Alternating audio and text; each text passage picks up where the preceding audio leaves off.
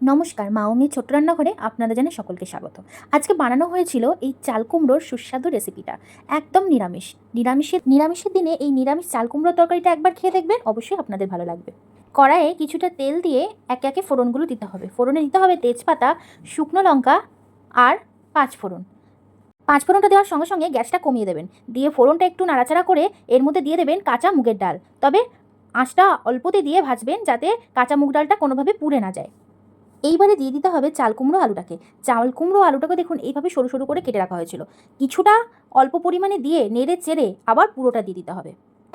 সবটা দেওয়ার পরে এখানে অ্যাড করতে হবে হলুদ গুঁড়ো। হলুদ গুঁড়ো দিয়ে ভালো করে কিন্তু মিশিয়ে নিতে হবে। হলুদের কাঁচা গন্ধ যেন না থাকে, তাই ভালো করে মিশিয়ে নিয়ে কিন্তু জল ছাড়াই ঢাকা দিয়ে দিতে হবে। এবার ঢাকা খুলে চেরা কাঁচা লঙ্কাটা অ্যাড করবেন, তবে ঝালটা আপনারা আপনাদের প্রয়োজন মতন দেবেন। চেরা কাঁচা লঙ্কাটা দেওয়ার পরে ভালো করে নেড়ে চেড়ে নিতে হবে।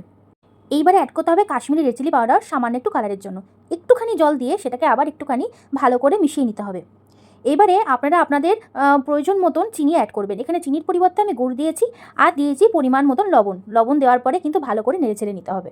অবশ্যই চিনিটা যদি আপনারা খান তবে দেবেন, তবে এই তরকারিতে একটু চিনিটা পড়লে ভালো হয়। এইবারে দিতে হবে 2 চামচ মতন ভাজা মশলা। আচ্ছা, ভাজা মশলা এর আগে দুটো ভিডিওতে আমি বলে রেখেছিলাম কীভাবে তৈরি করা হয়েছিল, তাও এখানে একবার বলে দিচ্ছি। গোটা জিরে, গোটা ধনে, গোটা মৌরি, রাঁধুনি, তেজপাতা, শুকনো লঙ্কা আর গোটা গরম মশলা যা যা থাকে সব কিছু, আর অবশ্যই মেথি। এবারে কড়াইটাকে হিট করে ওই সবগুলোকে একটু নেড়ে ছেড়ে নিতে হবে, তবে বেশি পোড়া পোড়া করবেন না। তারপরে নামিয়ে হালকা ঠান্ডা করে গুঁড়ো করে নেবেন, সেটাই কিন্তু ভাজা মশলাটা পুরোপুরি রেডি।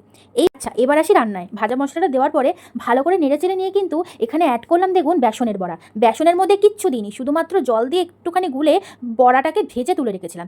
বড়াগুলোকে দিয়ে ভালো করে কিন্তু সবজিটার মধ্যে মেশাতে হবে। এখানে কোনো প্রকার জল অ্যাড করবে না, জল অটোমেটিক্যালি কিন্তু ওই কুমড়ো থেকে ছাড়ে।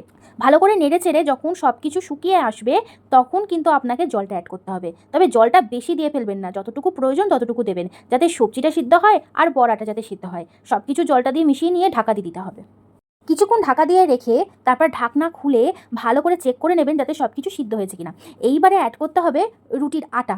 আটাটা কিন্তু এরকম নিরামিষ তরকারিতে আগেকার দিনের মানুষেরা কিন্তু হামেশাই ব্যবহার করতেন। আর আটাটা দেওয়ার পরে যাতে কোনোভাবে দলা পাকিয়ে না থাকে, তাই ভালো করে কিন্তু নেড়ে চেড়ে ভালো করে আটাটাকে মিশিয়ে নিতে হবে। আর আটার যাতে কাঁচাও গন্ধ না থাকে, তাই ভালো করে কিন্তু আটা দিয়ে কষাতে হবে।